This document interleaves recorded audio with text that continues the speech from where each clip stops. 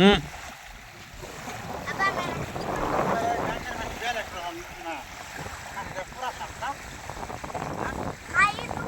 হ্যাঁ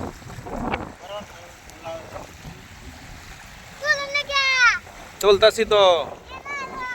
এই যে দেখুন নদী, নদীর পানি পুরা ঢেউ মারতাছে একদম। এবার চরও পড়ছে মাশাল্লাহ।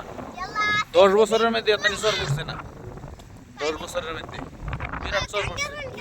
আল্লাহ পাকে বোধ হয় আমরা গাঙ্গের কবলের থেকে বাঁচাইবো ইনশাল্লাহ। সবাই দোয়া করবেন।